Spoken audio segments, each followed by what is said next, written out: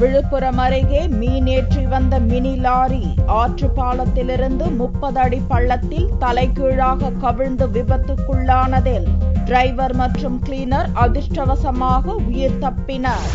சீர்காழியைச் சேர்ந்த அருள் என்பவர் ஆந்திராவிலிருந்து 13 டன் உயரக மீன்களை லாரியில் ஏற்றிக்கொண்டு விழுப்புரம் வழியாக கேரளா சென்றுள்ளார். விழுப்புரம் திருச்சி தேசிய நெடுஞ்சாலையில் பிடாகம் தென்பெண்ணை ஆற்று பாலத்தில் லாரி வந்து கொண்டிருந்த போது பாலத்தின் சுவரை இடித்துக் கொண்டு 30 அடி பள்ளத்தில் தலைகீழாக கவிழ்ந்து விபத்துக்குள்ளானது. இந்த விபத்து குறித்து தகவல் அறிந்த நெடுஞ்சாலை பிரிவு போலீசார் மற்றும் விழுப்புரம் போலீசார் சம்பவ இடத்திற்கு வந்தனர். லாரியில் சிக்கியிருந்த அருள் மற்றும் கிளீனர் கலையரசனை உயிருடன் மீட்டனர். விழுப்புரம் பக்கத்தில் படாலாம் பாலத்தில் போயிட்டு இருக்கும்போது பின்னாடி வந்த லாரி ஓவர்டேக் பண்ணி போகும்போது லெப்ட் வந்ததுனால பாலத்தில் மோதி வண்டி ஆற்றுல கீழே விழுந்துடுச்சு சார். கொஞ்ச நேரம் கழிச்சு 2 பேரும் உயிர் தப்பியும்.